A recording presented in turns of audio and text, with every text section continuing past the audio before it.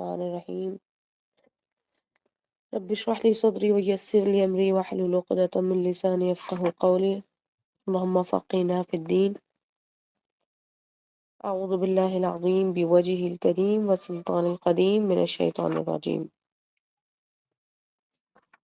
اچھا جی، ہمارے پاس سورۃ النجم ہم نے کیا، اور سورۃ النجم میں ہم نے دیکھا کہ فرسٹ کچھ چند آیات میں حضرت جبریل علیہ السلام کے بارے میں کچھ ڈسکرپشنز تھیں۔ پھر ہم نے اس کو کچھ اور روایات کی روشنی میں بھی دیکھا، تو ہمیں اندازہ ہو گیا کہ حضرت جبریل علیہ السلام کی امپورٹنس کیا ہے، پھر ان کی حیت کیا ہے، یعنی کہ ان کی شکل، ان کا اسٹرکچر کس قسم کا ہے، اور رسول اللہ صلی اللہ علیہ وسلم نے کیا حضرت جبریل کو دیکھا یا نہیں دیکھا۔ یہ تمام چیزوں پر ہم نے ڈسکس بھی کیا تھا، اور تفسیر القرآن کے حوالے سے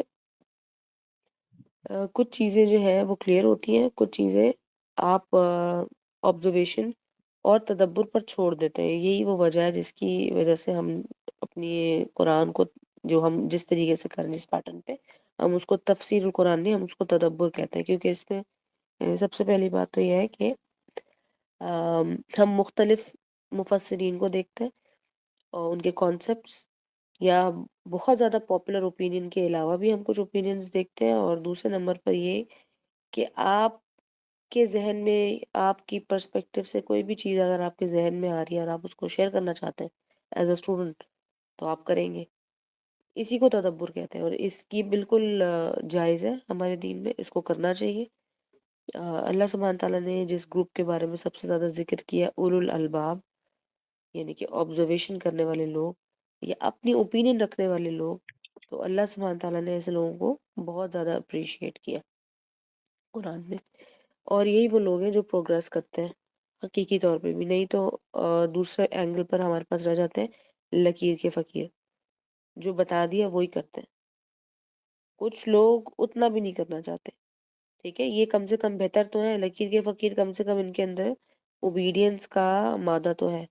کچھ نہ کچھ اوبیڈینس ہے، یا کچھ نہ کچھ ان کے اندر ایفرٹ پٹ کرنے کی پوٹینشیل ہوتی ہے، یا آرزو ہوتی ہے، جس کی وجہ سے یہ چاہے غلط ہو صحیح ہو اس کو فالو کرنے کی کوشش کر رہے ہوتے ہیں۔ پھر دوسرے لوگ آتے ہیں اولو الالباب، جو کہ آبزرو کرتے ہیں، اپنی اوپینین رکھتے ہیں، اور اپنی اوپینین کو دلیل کی وجہ سے چینج بھی کر دیتے ہیں۔ اگر انہیں کوئی بہتر دلیل ملے تو اس کو وہ چینج کر دیتے ہیں، یا تو پھر اپنی اوپینین کے بارے میں کنوکشن کے ساتھ دوسرے کو قائل کر لیتے ہیں۔ ٹھیک ہے، اولو الالباب کے بارے میں قرآن میں اللہ سبحانہ تعالیٰ جو فرماتے ہیں کہ اولو الالباب کون لوگ ہیں، جو کہ سوچنے والے ہیں، غور کرنے والے ہیں، اور فکر کرنے والے ہیں۔ اب ہم جو سورہ شروع کر رہے ہیں، سورہ القمر، ویسے تو ہم جانتے ہیں کہ القمر جو ہے وہ کہتے کس کو ہے، وہ تو چاند کو کہتے ہیں، لیکن اس کے اندر ایک آیت ہے جو کہ بار بار ریپیٹ ہو رہی ہے، جیسے کہ اب یہاں اس کے بعد ہمیں سورہ رحمان ملے گی، تو رحمان کے اندر بھی ہم اچھے سے جانتے ہیں موسٹ پاپولرلی کہ فَبِأَيِّ آلَاءِ رَبِّكُمَا تُكَذِّبَانِ۔ ان میں سے کچھ قسم کی آیات ایسی ہوتی ہیں جن کو گرامر کے طور پر دیکھنا ضروری ہے۔ اسی طرح سے ابھی یہ والا جو پیٹرن ہے یہ سورہ القمر سے شروع ہوتا ہے آپ کے پاس، ٹھیک ہے۔ سورہ القمر میں جو آیت میں جس کا ذکر کر رہی ہوں، جو ریپیٹ ہو رہی ہے، وہ ہے وَلَقَدْ يَسَّرْنَا الْقُرْآنَ لِلذِّكْرِ فَهَلْ مِن مُدَّكِرٍ۔ اب یہاں پر اسی چیز کے بارے میں بات ہو رہی ہے جس وجہ سے ہم یہاں پر اکٹھے ہوئے ہیں۔ اللہ سبحانہ تعالیٰ اس آیت کو ریپیٹ کر کر اس پر ری آئٹریٹ کر رہے ہیں کہ قرآن کس چیز کے لیے بنا ہے، کس لیے بھیجا گیا ہے، اور اس کے اندر کیا آسانی ہے، اور ہر شخص اس سے کیسے نصیحت پکڑ سکتا ہے۔ تو سب سے پہلی چیز یہ کہ ہم نے ذکر کو پہلے بھی سمجھا تھا، اور صورتوں میں اور آیات میں ذکر کو سمجھا تھا کہ ذکر کہتے ہیں کس کو ہے۔ جب ہم کہتے ہیں کہ اللہ کا ذکر کرو، جب اللہ سبحانہ تعالیٰ کہتے ہیں کہ ذاکرین کون ہوتے ہیں، تو اللہ سبحانہ تعالیٰ ان لوگوں کے بارے میں بات کر رہے ہیں جو اللہ کو یاد کرنے والے ہوتے ہیں۔ اسی طرح سے اللہ سبحانہ تعالیٰ نے قرآن کے بارے میں فرمایا کہ یہ بہترین ذکر ہے، یہ اللہ کو یاد کرنے کا بہترین طریقہ جو ہے وہ قرآن ہے۔ اور یاد کرنے کے بہت سارے طریقے ہوتے ہیں، پریزنٹ میں، پاس میں اللہ سبحانہ تعالیٰ کی طرف سے احکامات کو ری آئٹریٹ کرنا، ایمفسائز کرنا، اس پر غور کرنا، دیکھنا کہ ہمارے معاشرے میں وہ ہے یا نہیں، ہماری زندگی میں وہ ہے، ہماری فیملی لائف میں وہ ہے، یعنی تمام چیزیں یہ ذکر میں ہی آتی ہیں۔ پچھلی سورہ میں ہم نے دیکھا تھا کہ جب سورہ اینڈ ہوتی ہے تو ہمارے پاس ایک آیت پر اینڈ ہو رہی ہے جو کہ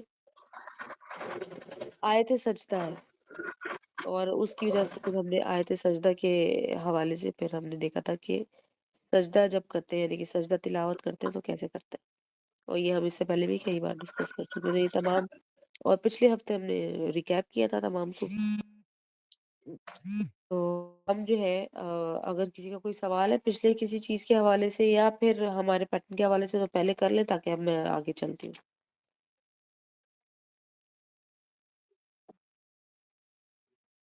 اچھا جی، یہاں پر یاد رکھیے گا کہ جو واقعہ بہت مشہور واقعہ ہے کہ رسول اللہ صلی اللہ علیہ وسلم نے جب نشانی کے طور پر یا معجزے کے طور پر وہ چاند کے ٹکڑے ہو جاتے ہیں، تو یہ اس کے بارے میں کچھ حصہ جو ہے اس کے بارے میں، اور اس کا سب سے بڑی دلیل ہمیں قرآن سے خود مل جاتی ہے، تو ہمیں اس بارے میں جاننے کی ضرورت ہی نہیں ہے کہ یہ حقیقی طور پر ہوا تھا، نہیں ہوا تھا۔ اس کی مزید جو بھی ڈیٹیلز ہیں وہ ہمیں قرآن سے ڈائریکٹ مل جاتی ہے، اور کیونکہ اللہ سبحانہ تعالیٰ نے اس کو بالکل صاف الفاظ میں بیان کیا، یعنی کہ یہ وہ آیات نہیں ہیں، پیرابلز ہوتے ہیں۔ پیرابلز کہتے ہیں کہ الفاظ کچھ لکھے ہوئے ہیں اور اس کا مطلب کچھ اور ہے، جیسے کہ ہم لٹریچر میں پڑھتے ہیں نا کہ افسانہ نگاری میں یا پھر پوئم وغیرہ جب ہم پڑھتے ہیں، آپ میں سے جنہوں نے بھی لٹریچر انگلش کا پڑھا یا اردو کا پڑھا تو انہیں پتہ ہے کہ ایک یہ طریقہ بھی ہوتا ہے کہ لکھا ہوا کچھ آئرنی کہتے ہیں اس کو، لکھا کچھ ہوتا ہے اس کا مطلب بالکل ہی کچھ اور ہوتا ہے، تو پیرابلز آف قرآن کے اندر بھی یہی ہوتا ہے کہ لکھا کچھ ہوتا ہے اس کا مطلب بالکل کوئی اور واقعہ ہوتا ہے یا کوئی اور معاملہ ہوتا ہے، جیسے کہ سورہ البقرہ کی ولی آپ کو میں نے اگزامپل کئی بار دی، سورہ البقرہ کے تقریباً کوئی 50 آیتوں کے تک تک یہ ذکر آتا ہے کہ پتھروں کے بارے میں ذکر ہو رہا ہے، پتھروں کا ڈیٹیلز اچھی خاصی آ رہی ہے کہ کچھ ایسے پتھر ہوتے ہیں، کچھ ویسے پتھر ہوتے ہیں کہ وہ ایسے پھٹ جاتے ہیں اللہ کی خشیت سے، اور کچھ دوسری طرح نرم پتھر ہوتے ہیں، کچھ ایسے ہوتے ہیں کہ اندر سے بہرے ہوتے ہیں، یہ تمام چیزیں اس کے اندر لکھی گئی، لیکن وہ حقیقی طور پر وہ پتھروں کے بارے میں آیت نہیں تھی، وہ آیت تھی دلوں کے بارے میں، دلوں کے حالات کے بارے میں، دلوں کی قسموں کے بارے میں، ٹھیک ہے، اس کو یہ پیرابلز آف قرآن کے اندر یہ بہت بہترین اگزامپل ہے۔ تو اسی طرح سے یہاں پر اس سورہ میں جو ہم ڈسکس کرنے والے ہیں ابھی، یہ واقعہ شق القمر والا، اور آپ اچھے سے جانتے ہیں کہ رسول اللہ صلی اللہ علیہ وسلم کی زندگی کے بارے میں بایوگرافی یا سیرہ کے حوالے سے ایک بہت مشہور کتاب، اس کا نام ہے وین دا مون اسپلٹ۔ اگر آپ میں سے کوئی پڑھنا چاہتا ہے ایک چھوٹی سی پریسائز کتاب تو وہ اس کتاب کو پڑھ سکتا ہے، انگلش میں بھی ہے یہ، وین دا مون اسپلٹ، اور یہ کافی سمپل بک ہے سیرہ کے حوالے سے، اور یہ اسی واقعے کو انہوں نے ریفرنس بنا کر انہوں نے اس کا ٹائٹل رکھا ہے، ٹھیک ہے، اور اس کو کہتے ہیں شق القمر کا واقعہ، یعنی کہ جب کہ چاند کے 2 ٹکڑے کر دیے گئے، اب وہ ہوئے تھے، وہ صرف نظر آ رہے تھے، وہ illusion تھا، جو کچھ بھی تھا اس کے بارے میں ابھی ہم دیکھتے ہیں۔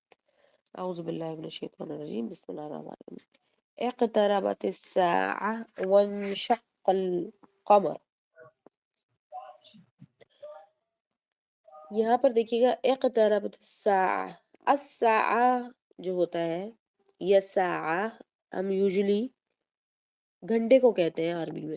1 گھنٹہ 2 گھنٹہ، یا پھر ہم کہتے ہیں کہ واحد ساعة یعنی کہ پہلا گھنٹہ، پہلے گھنٹے کا مطلب ہے 1 بج رہا ہے، ٹھیک ہے، اور پھر 2 بج رہے تو ہم ساعة کا استعمال کرتے ہیں گھنٹوں کے لیے۔ یہاں پر جو بات ہو رہی ہے اقتربا، اچھا یہاں پر اقتربت اس کا مطلب ہے تا آگے، تا مفتوحہ آیا ہے، یہ جو کھلا ہوا تا ہے اینڈ میں، اس کا مطلب بیسیکلی ہوتا ہے کہ کوئی چیز پاسٹ کے بارے میں بات ہو رہی ہے، اب پاسٹ میں وہ کہہ رہے ہیں کہ آ چکا ہے. پاسٹ کا مطلب یہ نہیں کہ آیا تھا پہلے، یعنی کہ ابھی آ چکا ہے، پہنچ چکی ہے وہ گھڑی پہنچ چکی ہے، یا وہ گھنٹہ یا وہ وقت پہنچ چکا ہے. اب وقت کے مختلف پہلو ہوتے ہیں نا، ہم سیکنڈز دیکھتے ہیں، منٹس دیکھتے ہیں، پھر ہم گھنٹے دیکھتے ہیں. ٹھیک ہے، یہ تمام چیزیں وقت کو ہی ڈٹرمن کرتی ہیں. تو یہاں پر الساعہ کو یاد کیجیے. اب ایک خاص گھڑی کی بات ہو رہی ہے، اور وہ کون سی گھڑی ہے؟ قیامت کی گھڑی کے بارے میں بیسکلی یہاں بات ہو رہی. زیادہ تر مفسرین نے اس کو قیامت کے وقت سے اس کا ریفرنس لیا. وانشق القمر، اور چاند پھٹ گیا. وَإِن يَرَوْا آیہ، اب یہاں پر یاد رکھیے گا کہ آیا یا آیتن، میں نے ہمیشہ آپ کو بتایا کہ اس لفظ کا مطلب آیت ورسز، یعنی کہ یہ قرآن کی آیتیں نہیں ہوتی، اس کا مطلب ہوتا ہے نشانی. وَإِن يَرَوْا، اور اگر دیکھا، یَرَوْا کا مطلب ہے دیکھنا، اور یا تارو،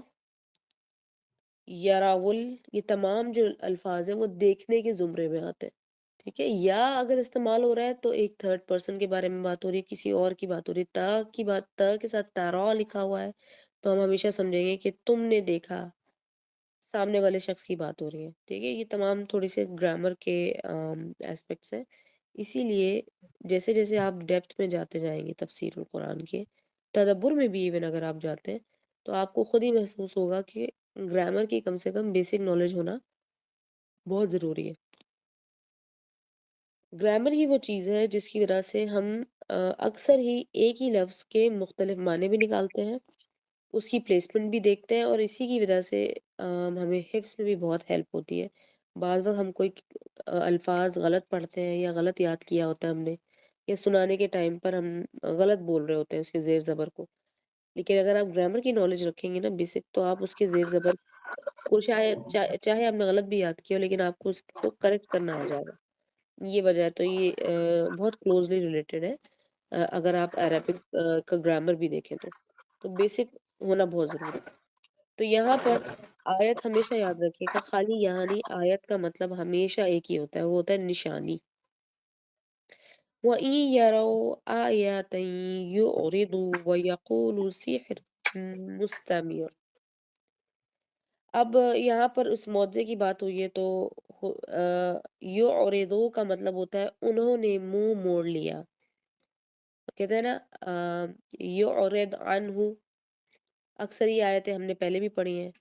جب ہم نے سورۃ داریات سے شروع کیا تھا تو ہم نے اس کے اندر بھی یہ دیکھی تھی، منہ موڑ لینا، یہ ہم کہتے ہیں نا اعراض کر لینا. اور میں نے یہ سمجھایا تھا پہلے بھی کہ اعتراض اور اعراض کرنے میں فرق ہوتا ہے. ٹھیک ہے، اعراض کرنے کا مطلب ہوتا ہے آپ نے فزیکلی بھی منہ موڑ لیا یا بائیک آؤٹ کر دیا کسی کا بھی. ٹھیک ہے، اور اعتراض کا مطلب ہوتا ہے کہ صرف آبجیکشن ہی کرنا. صحیح ہے، اب یہ نہیں معلوم کہ آبجیکشن کی وجہ سے آپ نے آگے کیا سٹیپ لیا ہے، لیکن آبجیکشن زیادہ تر آپ کو پتہ ہے زبانی ہوتا ہے، اوپینین کا آبجیکشن ہوتا ہے، آپ کی اوپینین ڈفرینٹ ہے سامنے والے کی اوپینین سے. تو یہاں پر اعراض کی بات ہو رہی ہے، اور یہ ہم یہ لفظ دیکھ سکتے ہیں یعرضوا میں آئین، را اور ضاد، یہ اس کا روٹ ورڈ ہے، یہاں سے ہم نکالیں گے. اور اگین کیونکہ یا یوز ہو رہا ہے تو اس کا مطلب ہے تھرڈ تھرڈ پرسن کی بات ہو رہی ہے. اچھا جی، وَيَقُولُوا سِحْرٌ مُسْتَمِرٌ. اچھا جی، تو انہوں نے یہ بھی ساتھ ساتھ کہا، کس نے کہا، ہم یہ اچھے سے سمجھ پا رہے ہیں کس کی بات ہو رہی ہے، کافرین کی بات ہو رہی ہے. وَيَقُولُوا، اور وہ کہتے تھے، سِحْرٌ مُسْتَمِرٌ، کہ یہ تو ایک جادو ہے، سحر ہے، اور مستمر، یہ پہلے سے جادو ہے جو چلا آ رہا ہے. ٹھیک ہے، اور ہم نے پچھلی صورتوں میں دیکھا کہ کس طریقے سے یہ پہلے ہر چیز کو ڈینائی کرتے رہتے تھے رسول اللہ صلی اللہ علیہ وسلم کے ایٹریبیوٹس کو، ایز اے نبی، ایز اے رسول. اور پھر انہوں نے آپس میں پھیلانا شروع کر دیا کہ یہ تو پاگل ہے، اس کی باتیں نہ سنو، یہ تو شاعر ہے. پھر انہوں نے کھلے عام کہنا شروع کر دیا اور باقاعدہ ٹارچر کرنا شروع کر دیا زبان سے. پہلے تو صرف بلی کرتے تھے نا، یعنی کہ چھوٹے لیول پہ کرتے تھے. اب انہوں نے اپنے پرانے ہی جو ان کا شیوا تھا، کہنا چاہیے ان کا پرانا جو طریقہ کار تھا، اسٹریٹجی تھی، وہ کر ہی اس لیے رہے تھے. ہم نے پچھلی سورہ میں پڑھا تھا کہ یہ پرانی جو کی اسٹریٹجی تھی کہ لوگوں میں پھیلا دو کہ یہ ساحر ہے اور مجنون ہے. وہ پھیلاتے ہی اس لیے تھے تاکہ وہ لوگ جو کہ غور سے سن بھی رہے ہیں اور ان کی بات اگر لاجیکل انہیں لگ بھی رہی ہے، سینس بنا بھی رہی ہے کسی کے لیے، تو وہ یہ سوچ کر سائیکالوجیکل یعنی کہ انڈائریکٹ سائیکالوجی کو وہ سمجھ لے کہ پریکٹس کرنے کے چکر میں تاکہ لوگ جو ہے ان کی ٹیچنگ سے دور چلے جائیں، یہ سوچتے ہوئے کہ رسول اللہ صلی اللہ علیہ وسلم یہ جو شخص ہیں یہ باتیں ان کی فضول ہیں، بیکار باتیں ہیں، اور یہ اگر بہت سوفسٹیکیٹڈ طریقے سے بھی کر رہے ہیں تبھی ان کی باتیں چلنی نہیں ہے، تو سائیکالوجی کے تحت ان کو یہ لگے کہ آدھی بات ان کی ٹھیک بھی ہے لیکن ہمیں سننی نہیں ہے کیونکہ یہ ساحر اور مجنون کے نام سے مشہور ہے۔ اب وہ اسٹریٹجی ان کی پرانی آپ سمجھیں ڈیپ روٹڈ تھی، فاؤنڈیشن انہوں نے پہلے انم بچھا رکھی ہوئی تھی۔ جی جی، انم یہ ہے نا، مائکس بھیا کا آن ہے تو ڈسٹربنس ہو رہی ہے۔ سب آن ہے کسی کا؟ ایک منٹ، اچھا جی، اعوذ باللہ من الشیطان۔ تو جو اسٹریٹجی پرانی چل رہی تھی وہ ان کی فاؤنڈیشن پہلے سے ہوئی ہوئی تھی،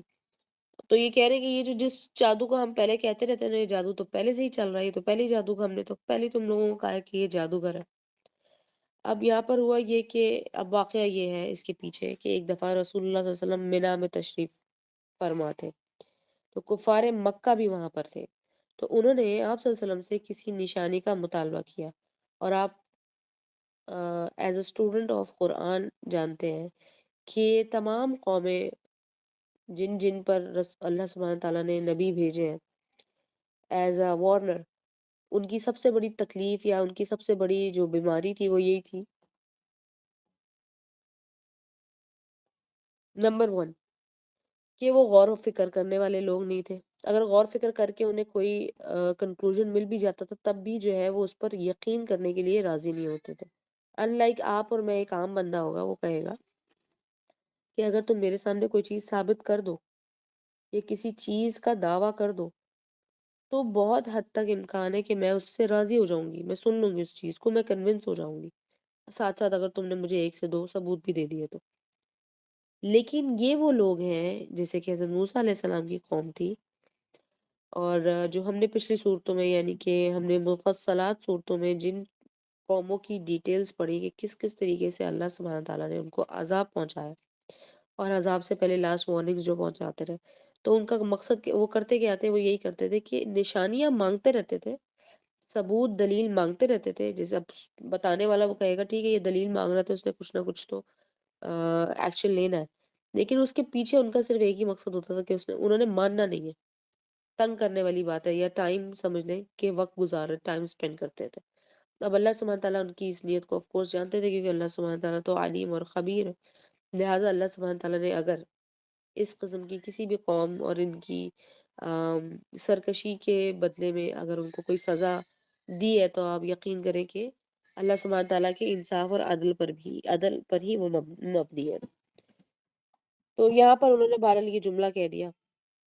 کہ یہ تو جو کہ پہلے سے چل رہا ہے جادو، تو یہ وہی جادو ہے۔ اب ہوا یہ تھا اس کا بیک گراؤنڈ کہ انہوں نے خود ہی ایک نشانی مانگی تھی جبکہ رسول اللہ صلی اللہ علیہ وسلم مکہ میں تھے، اور مکہ میں بھی میں نے ابھی آپ کو بتایا کہ مینا میں تشریف فرما تھے ایک روایت کے مطابق،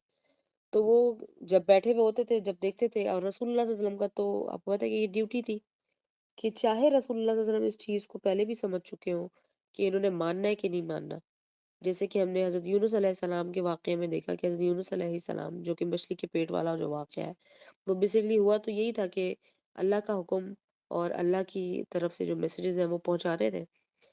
لیکن وہ سمجھ گئے تھے کہ یہ قوم ماننے والی نہیں ہے، تو وہ اپنی قوم کو اس حالت میں چھوڑ کر چلے گئے تھے۔ بہرحال اس کا اینڈ رزلٹ ہوا یہ کہ جب حضرت یونس علیہ السلام اللہ سبحانہ تعالیٰ کے حکم سے جب واپس اپنے قوم میں تشریف لے کر آئے، جو کہ ہم بعد میں ڈسکس کریں گے کہ یہ تمام انبیاء کی کیا اللہ سبحانہ تعالیٰ نے ان کے لیے کیا اصول سیٹ کیے ہوئے، تو جب وہ واپس آئے تو وہ اسلام قبول کر چکے تھے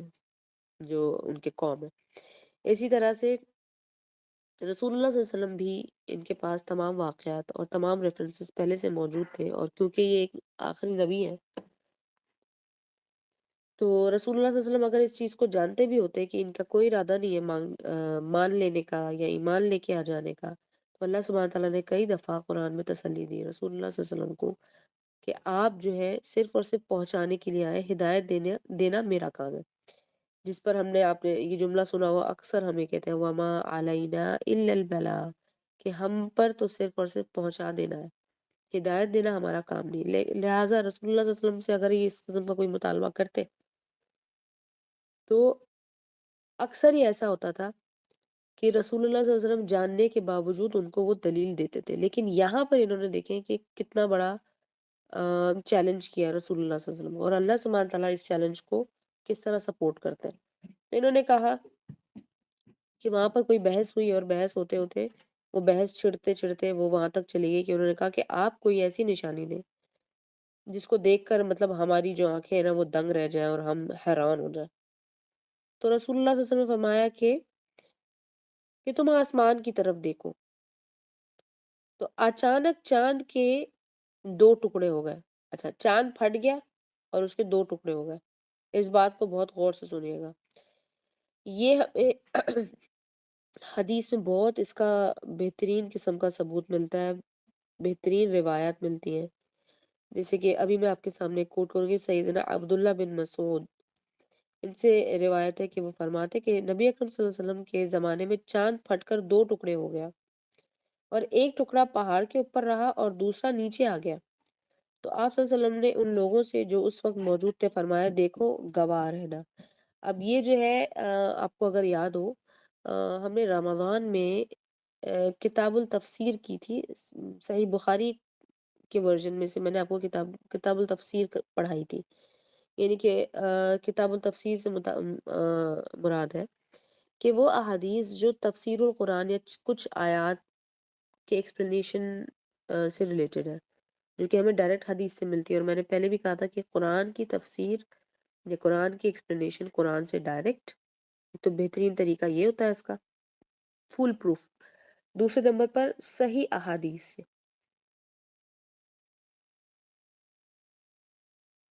کیونکہ رسول اللہ صلی اللہ علیہ وسلم کے زمانے میں جب کہ وحی آیا کرتی تھی تو رسول اللہ صلی اللہ علیہ وسلم خود ایکسپلین کرتے تھے، اور وہ ایکسپلینیشن مزید صحابہ تک اسپریڈ کی جاتی تھی، تو ان سے موسٹ آتھینٹک تو ہمیں اور ریفرنسز مل نہیں سکتے۔ تو یہاں پر اگر آپ میں سے کسی کو بھی یاد ہو تو ہم نے یہ حدیث پڑھی تھی، تو یہ صحیح بخاری کے اندر کتاب التفسیر کی حدیث ہے یہ، کہ اس چیز کو صحابہ نے وٹنس کیا، اور رسول اللہ صلی اللہ علیہ وسلم نے جب یہ واقعہ ہوا تو سب لوگوں کو یہ کہہ کر رسول اللہ صلی اللہ علیہ وسلم مخاطب کیا کہ تم لوگ گواہ رہنا کہ یہ میں نے ان کو نشانی دکھا دی تھی۔ اب گواہ رہنے کا مقصد ایک اور بھی ہے کہ نشانی میں نے دکھا دی ہے اور تم لوگوں نے بھی نشانی دیکھی، اور اب تم یہ بھی دیکھ لو کہ یہ دیکھنے کے باوجود ان کا ریاکشن کیا ہوگا۔ اب یہاں پر ایک اور حدیث ہے، یہ بھی بخاری کی حدیث ہے کتاب التفسیر کی، کہ سیدنا ابن عباس رضی اللہ تعالیٰ عنہ نے فرمایا کہ نبی اکرم صلی اللہ علیہ وسلم نے کے زمانے میں چاند پھٹا تھا، ٹھیک ہے۔ اب یہاں پر جب پچھلی حدیث میں رسول اللہ صلی اللہ علیہ وسلم فرماتے کہ تم گواہ رہنا، اور یاد رکھیے کہ سیدنا ابن عباس یہ بیسکلی رسول اللہ صلی اللہ علیہ وسلم کے کزن ہے،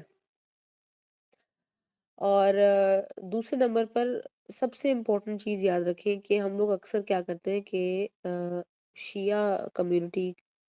کا نام سنتے ہوئے یا ان کے کوئی ریفرنسز بکس کے علماء کے لیتے ہوئے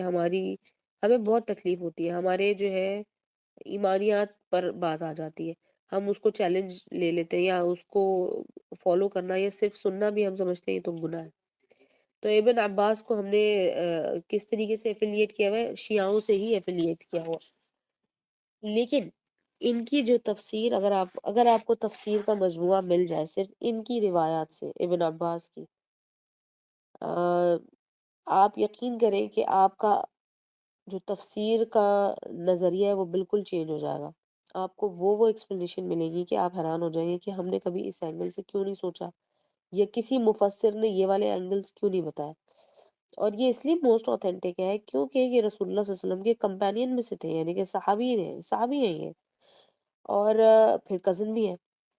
تو اگر آپ میں سے کسی کے پاس، چاہے وہ کسی شیعہ کے پاس سے آپ کو کیوں نہیں مل جاتے، ریفرنسز اس میں لکھے ہوئے ہوتے ہیں، اب آئی ڈونٹ نو کہ شیعوں کے ساتھ کیوں ان کو ایفیلیٹ کیا ہوا ہے، لیکن یہ بہت امپورٹنٹ صحابی ہے، اور دین کا بہت بڑا حصہ ہمیں یہاں سے ملتا ہے، کیونکہ یہاں سے ان کی روایات سے ہمیں تفسیر بہت بہت ٹھوس قسم کی تفسیر ملتی ہے۔ بہرحال تو انہوں نے بھی اس چیز کو سیدنا ابن عباس رضی اللہ تعالیٰ عنہ جو ہے، انہوں نے بھی اس کو وٹنس کیا اور اس کا حوالہ بھی دیا، اور یہ بالکل صحیح حدیث ہے۔ اس وقت میں بخاری کی صحیح حدیث بتا رہی ہوں، بخاری کے اندر کچھ احسن اور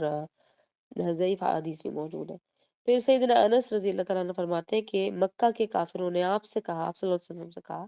کہ کوئی نشانی دکھاؤ، تو آپ صلی اللہ علیہ وسلم نے انہیں چاند کا پھٹنا دکھا دیا۔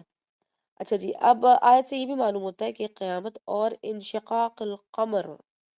کا باہمی تعلق یہ ہے کہ انشقاق القمر قرب قیامت کی ایک نشانی ہے۔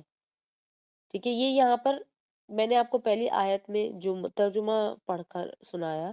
اس میں میں نے لکھا سوری اس میں میں نے آپ کو بتایا تھا کہ اقتربت الساعہ، کہ جو وہ وقت ہے یا وہ ایک خاص گھڑی ہے، الساعہ کیونکہ الف اور لام کے ساتھ آیا، ایک خاص گھڑی ہے، وہ قریب آ چکی ہے۔ اب اس کا تعلق آگے لکھا ہے وانشق القمر، اور چاند کے دو ٹکڑے ہو گئے، یا چاند جو ہے شق ہو گیا، شق کا مطلب ہے سپلٹ ہو گیا، یا اردو میں کہنا چاہیے پھٹ گیا، ٹکڑوں میں آ گیا،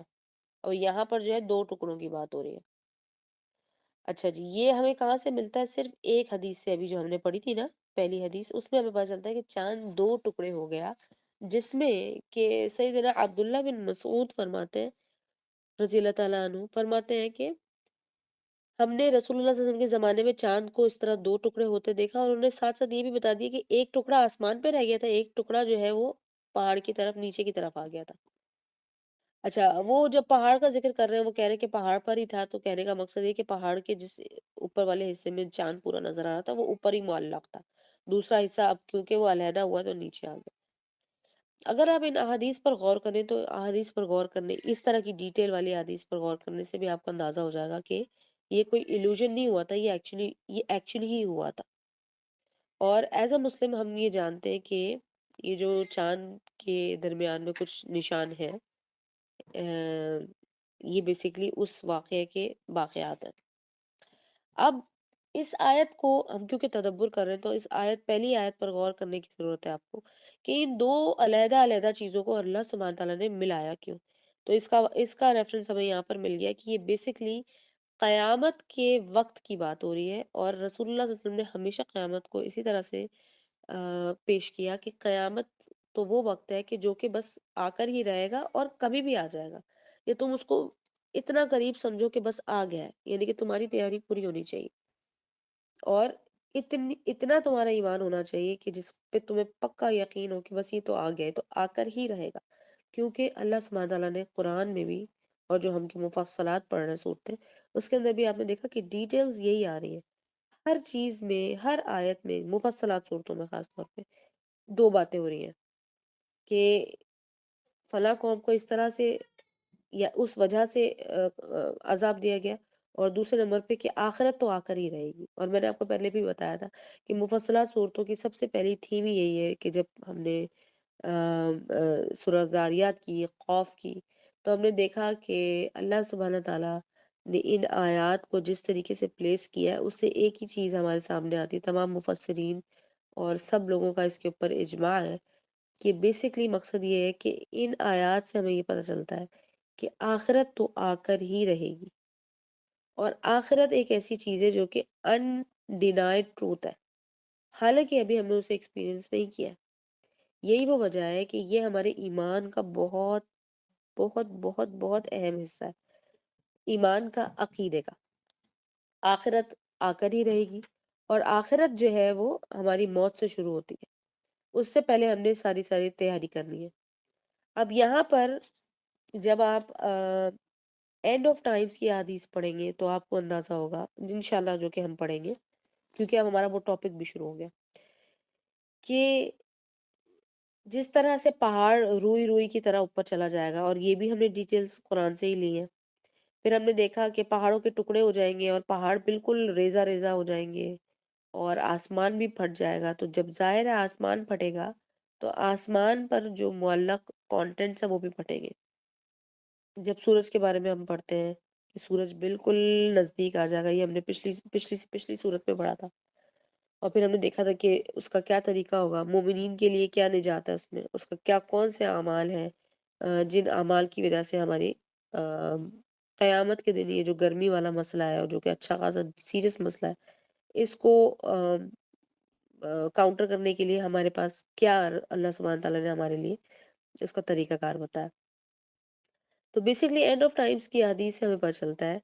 کہ جو چاند ہے اس کے ٹکڑے ہو جائیں گے، یعنی کہ یہ ایک دفعہ پھر سے ہو جائے گا، لیکن یہ واقعہ پہلے بھی ہو چکا ہے جو کہ ہم نے ابھی دیکھا، رسول اللہ صلی اللہ علیہ وسلم کی زندگی میں بھی یہ ہو چکا ہے۔ تو یہ بہت بڑی نشانی ہے، اور وَإِن يَرَوْا آیَةً، اور جب انہوں نے، یا پھر کہنا چاہیے کہ اگر انہوں نے یہ اللہ کی نشانی دیکھ لی تھی، یعرضوا، انہوں نے منہ موڑ لیا، وَيَقُولُوا، اور انہوں نے کہا کہ یہ تو کھلا سحر ہے، یعنی کہ جادو ہے، اور مستمر، جو کہ پہلے سے چلا آ رہا ہے، اس جادو کا تو ٹرینڈ ہے ہمارے یہاں، وہ یہ کہہ رہے ہیں یہ تو وہ ٹرینڈی جادو ہے جو کہ یہ شروع سے ہی کر رہا ہے۔ اب اس چیز کو آپ نے یاد رکھنا ہے، اور آگے ابھی ہم اس ریفرنس کو لے کے چلیں گے۔ اگر آپ میں سے کوئی نوٹس بنا رہا ہے تو بہت اچھی بات ہے، تو ہی یہ سمجھ پائے گا، کیونکہ it is more like algebraic expressions کی طرح ہے یہ، کہ آپ نے پہلے کوئی چیز سپوز کر کے چلنی ہے اور اینڈ میں وہ چیز ثابت کر دی جائے گی۔ تو جب کفار نے اپنی آنکھوں سے یہ کافرین نے جب یہ معجزہ دیکھا، تو آپ کو اچھے سے معلوم ہے کہ انہوں نے ایک تو جادو، رسول اللہ صلی اللہ علیہ وسلم کو جادوگر کہتے ہی تھے وہ، ساتھ ساتھ انہوں نے یہ بھی کہہ دیا کہ یہ دیکھو اس کے جادو کی حالت، یہ دیکھو کہ یہ اتنا سر چڑھ گیا ہے اس کا جادو کہ اس نے چاند کے اوپر جادو کر دیا۔ اچھا، انہوں نے ایک اور بھی چیز کہی ہے، انہوں نے کہا اس نے چاند پہ بھی جادو کر دیا ہے، کچھ کہہ رہے ہیں کہ اس شخص نے ہماری آنکھوں پر جادو کر دیا ہے۔ ٹھیک ہے، یہ ریفرنس آپ نے یاد رکھنا ہے۔ اب میں آپ کو سمجھاؤں گی کہ پھر اس کا مقصد کیا ہے۔ جی سعدیہ، کچھ پوچھنا چاہ رہی ہیں؟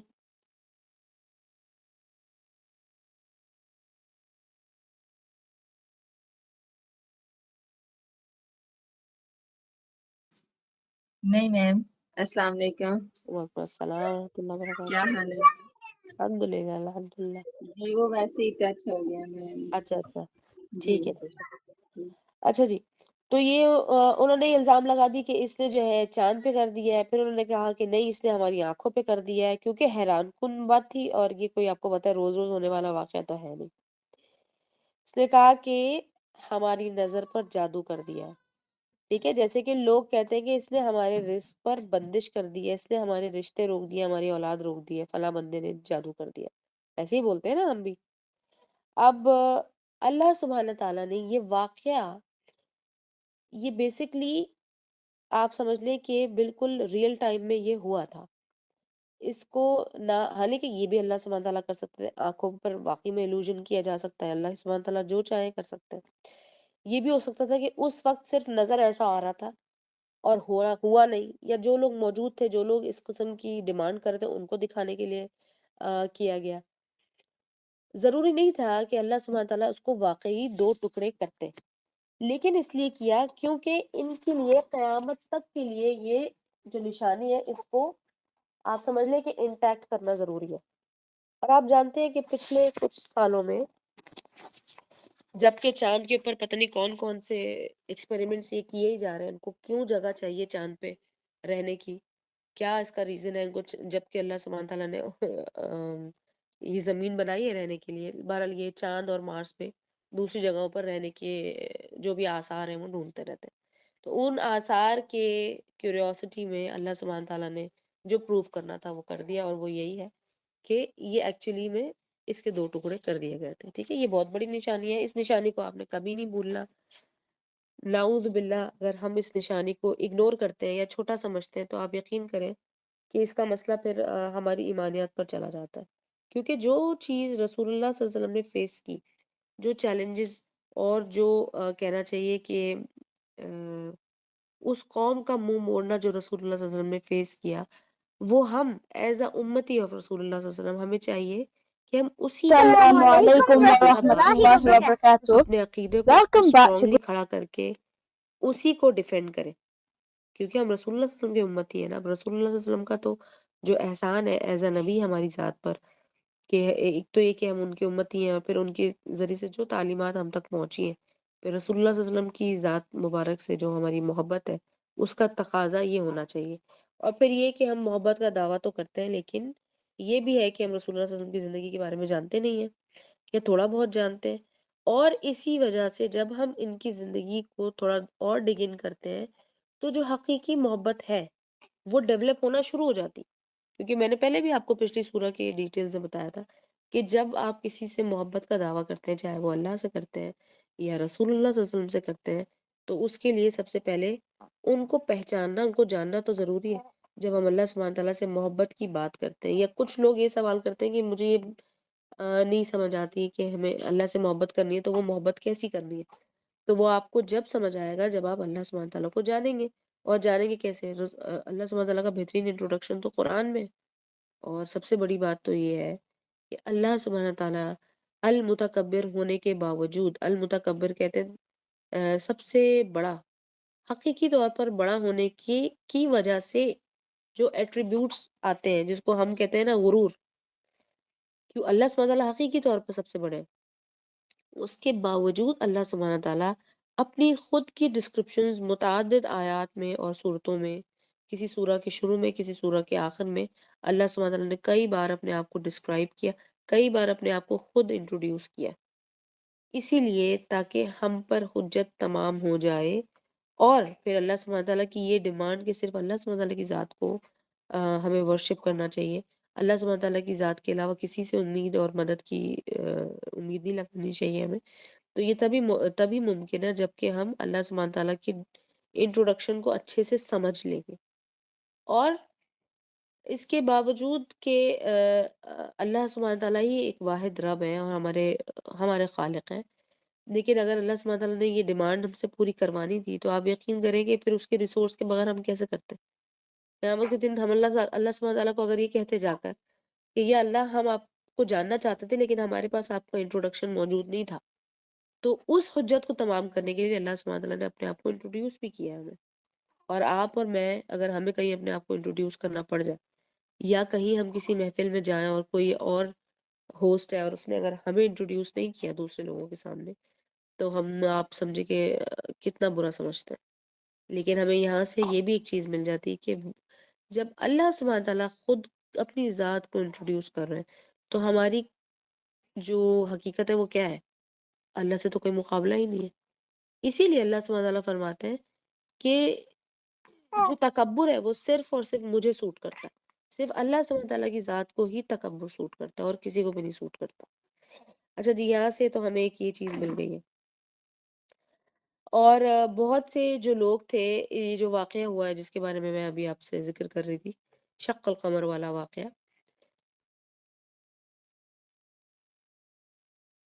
تو بہت سے لوگوں نے اس کی تصدیق کی اور دیکھ رہے تھے وہ اپنی آنکھوں سے، ظاہر سی بات ہے ایک اسمال نمبر ایسا بھی تھا جنہوں نے اس چیز کو مان لیا۔ پھر یہ ہوا کہ بہت سے اعتراضات جو تھے، جو کہ یہ پہلے کرتے تھے، کہنا چاہیے نا کہ بھئی دیکھا میں تو پہلے سے ہی کہتا تھا کہ یہ ہے ہی جادوگر، میں تو پہلے ہی کہتا تھا کہ یہ کوئی بہت بڑا جادوگر ہے۔ تو جو لوگ یہ سمجھ رہے تھے کہ رسول اللہ صلی اللہ علیہ وسلم پاگل ہیں، ہمارے لینگویج میں پاگل یا مجنون، میں نے آپ کو پچھلے اس میں سمجھایا تھا، تو مجنون ان کو سمجھتے تھے، تو ایک چیز تو اس سے ہمیں مل گیا کہ مجنون نہیں ہے رسول اللہ صلی اللہ علیہ وسلم، یعنی کہ ان کی کوئی نہ کوئی پاور انہوں نے سمجھ لی کہ اس آدمی کے پاس کوئی پاور تو ہے، کوئی طاقت تو اس کے پاس ہے، چاہے یہ ساحر ہی ہے، چاہے یہ جادوگر ہی ہے۔ بہرحال نہ ماننے والوں نے تو نہیں مانا، اور وہ اور پکے ہو گئے، جس کو ہم کہتے ہیں نا ہٹ دھرمی، بہت انہوں نے اور زیادہ پکے ہو کے سمجھ لے کہ اس مہم کو چلا دیا، اور جو ٹارچر اور جو بولنگ چل رہی تھی وہ اور بھی زیادہ سمجھ لے کہ انٹینس ہو گئی۔ اچھا جی، تو قیامت، اور ہم اس کو دیکھیں گے کہ قیامت کا وقت پہ چاند پھٹ جانا، اس کا کیا مقصد ہے؟ اس کا مقصد ایک تو یہ ہے کہ آسمان پھٹ جائے گا، سب سے پہلے میں نے آپ کو پہلے بھی بتا دیا، اور اللہ سبحانہ تعالیٰ فرماتے کہ میں نے تمہارے لیے اس آسمان کو مزین کیا، جو ہم نے پچھلی صورتوں میں پڑھا، آیت آئی تھی کہ اللہ سبحانہ تعالیٰ نے آسمان دنیا کو ہمارے لیے مزین کیا، لیکن ڈیکوریٹ کیا، اور ڈیکوریشن ہمیں کہاں سے ملتی ہے؟ ہم نے دیکھا کہ ستارے نظر آتے ہیں، اور ہو سکتا ہے ان میں سے کوئی پلانٹس بھی ہوں، ٹھیک ہے، لیکن ہمیں تو وہ روشن نظر آتے ہیں نا، چمکتے ہوئے نظر آتے ہیں۔ لیکن جب قیامت ہوگی یعنی کہ قیامت برپا ہو جائے گی. اور ہم نے پچھلی دفعہ ایک سے اس پچھلی سورہ نجم سے پہلے والی سورہ میں ہم نے دیکھا کس طرح سے سور پھونکنے کے بارے میں بات ہو رہی ہے کہ سور پھونکا جائے گا تو کیا ہوگا. پہلی سور پھونکنے سے کیا ہوگا, پہلا ٹرمپٹ جب بلو ہوگا تو کیا ہوگا, اور جب دوسرا ہوگا تو کیا ہوگا. تو اس کا مطلب ہے کہ اب قیامت برپا ہو جائے گی, یعنی کہ اناؤنسمنٹ کے بعد قیامت کی جو بھی گریجول پروسیس ہے وہ چلنا شروع ہو جائے گا. تو اس میں جب آسمان پھٹے گا اس سے پہلے یہ بھی ہوگا کہ جو بھی ستارے وغیرہ ہیں وہ گر جائیں گے. ٹھیک ہے, جو معلق ہے نا ہوا میں وہ گر جائیں گے. پھر ایک روایت سے ہمیں پتہ چلتا ہے کہ بے نور بھی ہو جائیں گے, یعنی کہ جو چمک رہے ہیں ان کی لائٹس بھی ختم ہو جائیں گی, ان کی جو روشنی ہے, ان کا جو نور ہے وہ سلب کر لیا جائے گا. ٹھیک ہے. پھر ہم نے یہ بھی دیکھا تھا کہ سورۃ داریات میں ہم نے دیکھا تھا کہ زلزلوں کے بارے میں بات ہو رہی تھی, اور ابھی آگے بھی صورتوں میں بات ہوگی. زلزلوں پر زلزلے آئیں گے, اور یہ اینڈ آف ٹائمز کی جو احادیث ہے اس سے پتہ چلتا ہے کہ آخر کے دور میں زلزلے بہت زیادہ آیا کریں گے. ہم نے دیکھا تھا پچھلی صورتوں میں کہ لونر ایکلپس اور سولر ایکلپس یعنی کہ چاند گرہن اور سورج گرہن کے بارے میں بات ہوئی کہ بہت زیادہ ہوگا قیامت کے نزدیک. اور قیامت کے دن سورج گرہن بھی ہوگا. پھر سورج کے بارے میں بھی آپ کو پتہ ہے کہ وہ کیسے قریب آ جائے گا, بالکل نزدیک آ جائے گا. وہ اس لیے نزدیک آ جائے گا کیونکہ یہ جو اپنے آربٹ میں گھوم رہے ہیں, جو بھی ان کے الیکٹرو میگنیٹک فورسز ہیں, اور ان کے جو بھی ایک خاص اللہ سبحانہ وتعالیٰ نے کو ایک پیٹرن اور ایک حکم پر چلایا ہوا ہے, وہ سب آپ سمجھ لیں کہ بے ربط ہو جائے گا, سب کچھ ٹوٹ پھوٹ جائے گا. اسی وجہ سے جب آسمان ہی پھٹ جائے گا, جب ستارے ہی گر جائیں گے, تو چاند آپ کو پتہ ہے کہ وہ تو بالکل سیٹلائٹ ہے, جو کہ ارتھ کی سیٹلائٹ ہے قریب ترین. تو سب سے پہلے اس کی جو انرجیز ہیں وہی سلب ہو جانی ہے, تو وہ تو پھٹ جائے گا. تو اللہ سبحانہ تعالیٰ نے اس واقعے کو, پرانا ایک واقعہ جو کہ ہو چکا ہے اور آگے ایک واقعہ جو کہ ہونے والا ہے, اس کو بہت ہی سمجھ لیں حکمت کے ساتھ اللہ سبحانہ تعالیٰ نے اس آیت میں جوڑا ہے. اور اس سورہ کا نام بھی القمر اسی لیے ہے تاکہ اس لفظ کو یاد کرتے ہیں. اب جو ہم نے ڈسکرپشن اس کی سیکھ لی ہے, پڑھ لی ہے, تو ہمیں فوراً سے دو چیزیں یاد آئیں گی. ایک تو وہ واقعہ جو کہ رسول اللہ صلی اللہ علیہ وسلم کے وقت پر ہوا, اور دوسرے نمبر پر وہ واقعہ جو ابھی آگے ہونے والا ہے. اس کے بارے میں آپ نے ایک اور بھی چیز دیکھنی ہے کہ ایک چیز اقتربت الساعہ, یعنی کہ ایک چیز جو کہ پاسٹ کے بارے میں بات ہو رہی ہے, وانشق القمر, کہ جب کہ چاند دو ٹکڑے ہو گیا تھا. اور قیامت کے بارے میں آپ دیکھیے کہ قیامت کے بارے میں پاسٹ میں کیوں بات ہو رہی ہے. میں نے شروع میں بھی آپ کو بتایا کہ پاسٹ میں کیوں بات ہو رہی ہے, کہ پاسٹ میں کیا ہو چکی ہے قیامت. یہ وہ پاسٹ نہیں ہے, یہ اس پاس قرآن میں یہ والا فارم بہت دفعہ یوز ہوگا.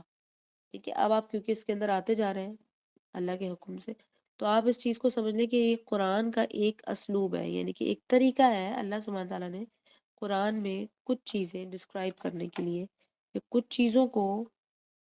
ان کی حقیقت اور ان کے ہونے کو ڈسکرائب کرنے کے لیے اللہ سبحانہ تعالیٰ نے پاسٹ کا طریقہ استعمال کیا ہے. اور اسی وجہ سے ہم نے گرامر کا, جب ہم اب گرامر پڑھیں گے عربی کی تو آپ کو سمجھ میں آئے گا کہ اس کو ایک اصول کے طور پر بھی لکھا جاتا ہے یا سمجھایا جاتا ہے کہ ایک وہ چیز جو کہ ہونے تو والی ہے فیوچر میں, لیکن اس کو پاسٹ کے صیغے میں اس لیے لکھتے ہیں, اور یہ اس بات کی نشانی ہے کہ یہ 100% ہوگی, اور ظاہر ہے کہ اس کا تعلق ہمارے عقیدے سے. ٹھیک ہے, اور سب سے بڑی حقیقت آخرت ہے. سب سے بڑی حقیقت آخرت ہے, میں پھر کہوں گی, سب سے بڑی حقیقت قیامت نہیں ہے, سب سے بڑی حقیقت آخرت ہے. جب کوئی بچہ اس دنیا میں آتا ہے تو سب سے بڑی جو حقیقت ہوتی ہے اس کی زندگی کی, وہ ہوتی ہے آخرت. اس کی زندگی کتنی چلے گی, کتنی دیر وہ زندہ رہے گا, کب تک رہے گا, اس کی زندگی میں کیا کیا ہوگا کیا نہیں ہوگا, اس کی کوئی گارنٹی نہیں ہے. لیکن اب جب کہ وہ اس دنیا میں آ گیا ہے تو اس کی آخرت کی گارنٹی پکی ہے, یعنی کہ اس نے آخرت وٹنس کرنی ہے. جیسے کہ مرنا ایکسپیرینس کرنا ہی کرنا ہے, دنیا میں جو آئے گا اس نے مرنا بھی ایکسپیرینس کرنا ہے, پھر مرنے کے بعد کے کچھ واقعات ہیں وہ ایکسپیرینس کرنا ہے. پھر جو بھی اللہ سبحانہ تعالیٰ نے عمر اور آپ کے ایمانیات کے لحاظ سے کسی کے لیے جنت، کسی کے لیے دوزخ، اور کسی کے لیے کچھ ایک درمیان کا حصہ بھی رکھا ہے، جو کہ ہم سورۃ الاعراف میں پڑھیں گے انشاءاللہ، کچھ یعنی کہ برزخ کے واقعات۔ تو آخرت ایک ایسی چیز ہے جو کہ انڈینائڈ ٹروتھ ہے، اور مفصلات صورتوں کی جب میں نے آپ کو سینٹرل آئیڈیا دیا تھا کہ اگر تمام صورتوں کو چند لائنوں میں لکھ لیا جائے تو ایک ہی چیز بار بار لکھی جائے گی، اور وہ ہے کہ آخرت ایک ایسی حقیقت ہے جس سے ہم کبھی بھی منہ موڑ نہیں سکتے، چاہے ہم مسلمان ہیں، چاہے ہم مومن ہیں، چاہے ہم کافروں میں سے ہیں، چاہے ہم مشرکین میں سے۔ تو یہ وہ حقیقت ہے جو سب کے سب وٹنس کریں گے۔ اور ہم نے پچھلی سورہ میں دیکھا کہ اللہ سبحانہ تعالیٰ کس طرح سے ان لوگوں کا پچھتاوا بتا رہے ہیں کہ جب قیامت آ جائے گی تو اللہ سبحانہ تعالیٰ سے وہ کس طرح سے وہ بیگنگ کر رہے ہوں گے، باقاعدہ مانگ رہے ہوں گے کہ اللہ کہ ہم نے تو اب دیکھ لیا، تو سچ ہے جس کے بارے میں یہ ہمیں وارن کرتا تھا، فلاں بندہ اپنے اپنے نبی کو وہاں سے وہ ریفرنسز دے رہے ہوں گے کہ فلاں نبی، لیکن ہم نے جو ہے وہ اس بات پر یقین نہیں کیا، تو اب جو ہے ہمیں یقین آ گیا، آپ ہمیں تھوڑا سا موقع دے دو۔ لیکن اللہ سبحانہ تعالیٰ فرماتے ہیں کہ جب کسی کا وقت آ جائے تو پھر اس کو میں مزید مہلت نہیں دیتا۔ ٹھیک ہے جی۔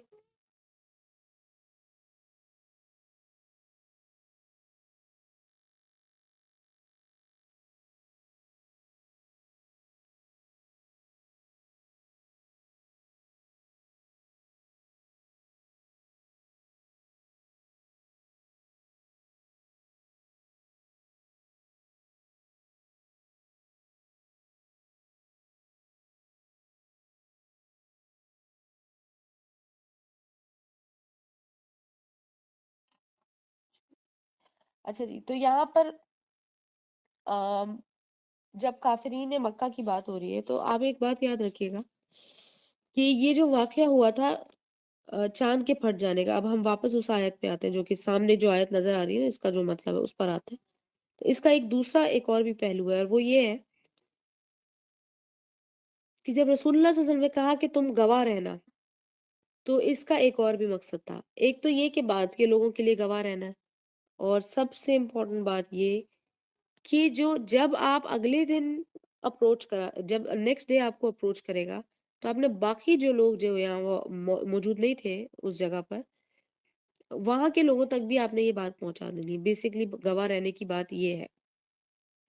نہیں تو جو 3 4 یا جو بھی ایک گروپ آف پیپل ہوتا، صرف ان کے لیے وہ نشانی اللہ سبحانہ تعالیٰ دکھا سکتے تھے کہ ان لوگوں نے یہ ڈیمانڈ کیا اور صرف ان کو دکھا دیا گیا۔ ان 4 لوگوں نے کہا، لیٹ سے اگر ہم اس کو اس طرح سے لیتے ہیں کہ 4 لوگوں نے کہا تھا کہ ہاں آپ ایسا کر کے دکھائیں نا ذرا، آپ بڑا اللہ کے نبی بنتے ہیں، آپ یہ ذرا کر کے دکھائیں۔ ان 4 لوگوں کو دکھا دیا جاتا، اور پھر وہ 4 لوگ کہتے رہتے کہ دیکھا ہم نے دیکھا تھا واقعی یہ تو اس کے ٹکڑے ہو گئے تھے، اور باقی لوگ جنہوں نے نہ دیکھا ہوتا وہ یہ کہتے رہتے کہ یہ تو جادوگر ہے، یہ جھوٹ بول رہے ہیں، یا پھر اس نے جادو ایسا کیا تھا کہ ان کی نظروں پہ جادو کر دیا، اس لیے لہٰذا ان 4 لوگوں کو نظر آیا اور ہمیں نظر نہیں آیا۔ لیکن اللہ سبحانہ تعالیٰ نے اس کو حقیقی طور پر کر کر دکھایا۔ اب ہوا مسئلہ یہ کہ یہ واقعہ ہوا رات کے وقت پہ، اور وہاں پر زیادہ تر لوگ موجود نہیں تھے۔ آپ کو پتہ ہے کہ آم، وقت ایسا ہے، رات کا وقت ہے، لوگ اپنے گھروں کو جا چکے ہوں گے،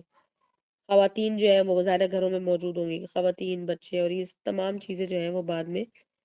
آم، عقیدے کا حصہ ہی بننی تھی، تو لہٰذا اس کو بعد میں آگے لوگوں تک پہنچانا یہ بھی ایک بہت بڑا مقصد تھا۔ لہٰذا تمام لوگوں کو دکھانا یا تمام لوگوں کا اس چیز کو وٹنس کرنا یہ بہت ضروری تھا۔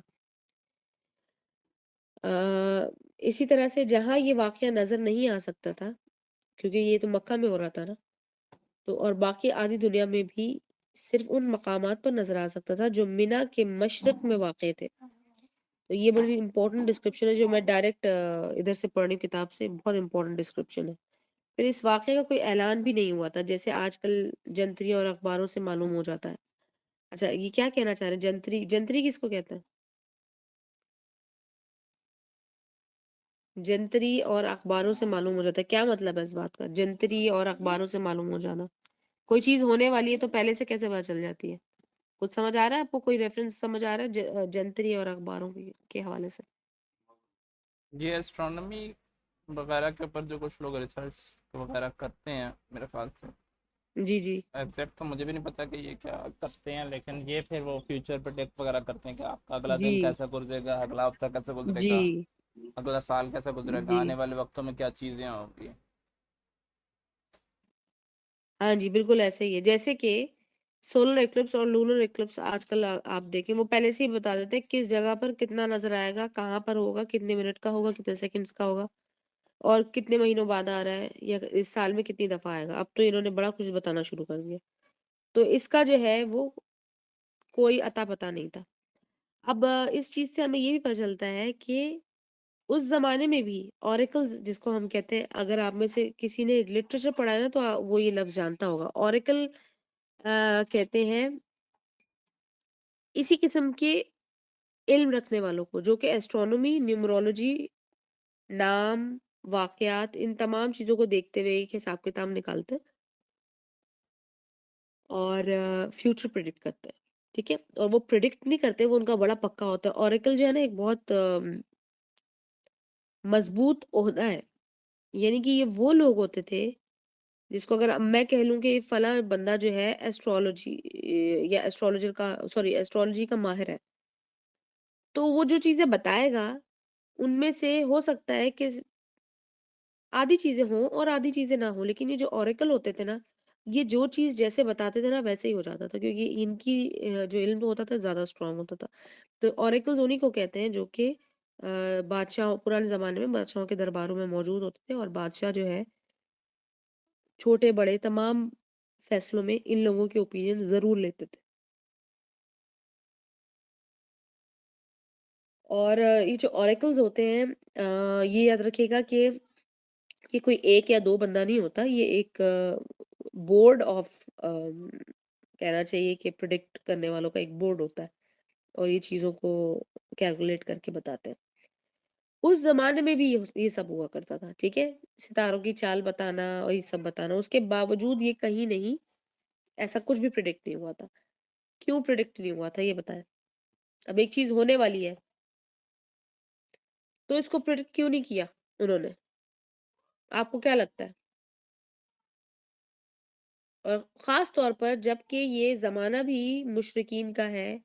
شرک بہت رائج ہے، بہت کامن ہے، ٹرینڈ میں ہے، ہر وہ چیز جو کہ ہم آج کل خرافات کے طور پر جانتے ہیں وہ اس وقت بھی ہوتی تھی،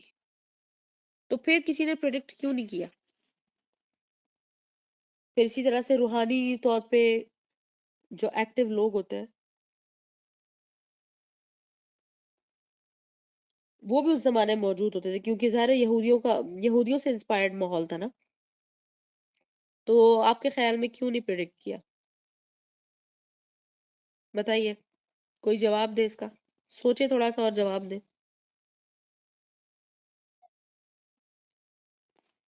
کہ یہ واقعہ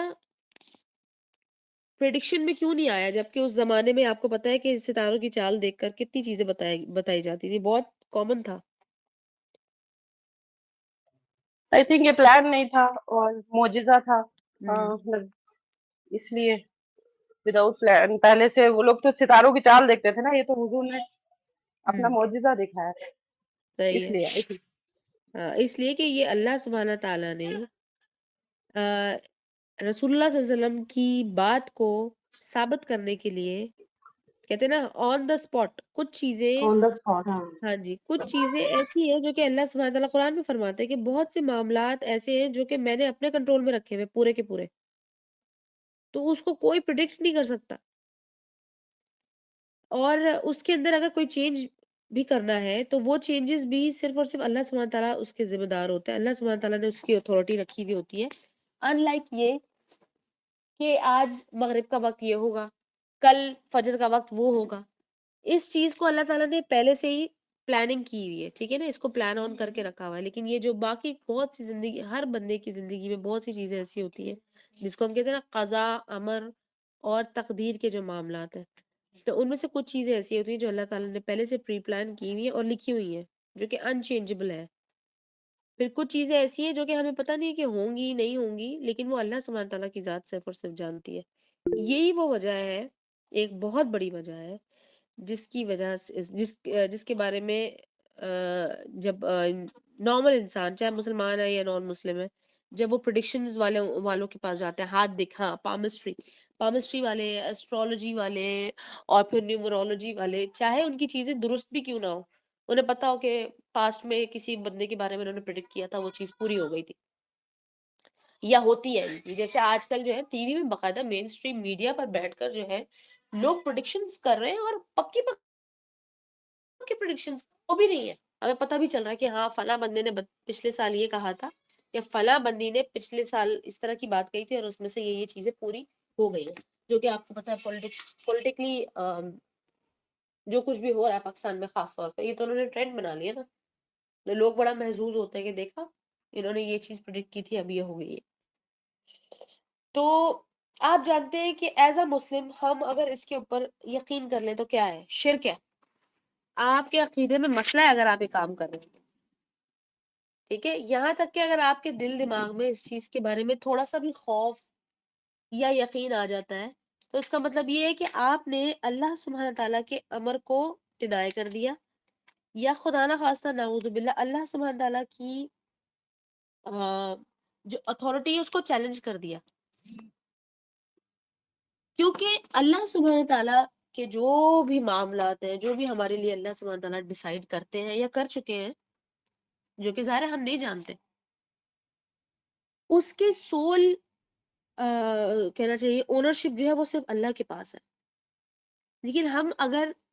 یہ کہیں کہ فلاں بندے نے یہ کہہ دیا ہے یا ہماری تقدیر کی کتاب میں یہ لکھی ہوئی ہے چیز، تو کیا ہم اللہ سبحانہ تعالیٰ کو اس کتاب کے تابع کر رہے ہیں؟ بلکہ ہمارا عقیدہ تو یہ ہے کہ ہر چیز اللہ کے تابع ہے، لیکن یہ کوئی نہیں بتاتا ہمیں عقیدے میں۔ ہم نے عقیدہ جب پڑھا ہوا ہے وہ آمنت باللہ و ملائکتہ و کتبہ و رسلہ، ہم یہ پڑھتے ہیں اور پھر ہم کہتے ہیں کہ اللہ سبحانہ تعالیٰ پر ایمان لائے، اللہ کے رسولوں پر لائے، اللہ تعالیٰ کے فرشتوں پر ایمان لائے، اللہ تعالیٰ کی کتابوں پر ایمان لائے، لیکن اس سے سب سے پہلی چیز جو سمجھانی تھی وہ تھی اللہ پر ایمان لائے۔ پر اللہ پر ایمان لانے کا مطلب یہ ہوتا ہے کہ ہر چیز کا جو کیسی اونرشپ ہے وہ آپ نے اپنے پاس سے، اپنے دماغ سے اور اپنے دل سے ہٹا کر صرف اللہ کو دے دی ہے، اور ہم نے دے نہیں دی ہے۔ اصل بات یہ ہے کہ ہے ہی اللہ کے پاس، اصل بات یہ ہے کہ اس کی اتھارٹی ہے ہی اللہ کے پاس، اور اللہ سبحانہ تعالیٰ کے تابع تمام کائنات ہے، نہ کہ کائنات کے تابع نعوذ باللہ اللہ سبحانہ تعالیٰ کی ذات ہے۔ جیسے کہ ہم کہہ رہے ہوتے ہیں کہ نہیں یہ تو قدرت کا اصول ہے، اب قدرت کون ہے؟ قدرت بنانے والے تو اللہ سبحانہ تعالیٰ، قدرت کا اصول اگر کوئی چیز ہے تو کیا اللہ سبحانہ تعالیٰ اس پر اتھارٹی نہیں رکھتے؟ کیا اس کو چینج نہیں کر سکتے؟ اسی وجہ سے ہمارے لیے حرام ہے کہ ہم پامسٹری، ایسٹرونومی اور اس طرح کی دیگر چیزوں پر ہمارا ایمان ہو، چاہے وہ ٹھیک کیوں نہ ہو،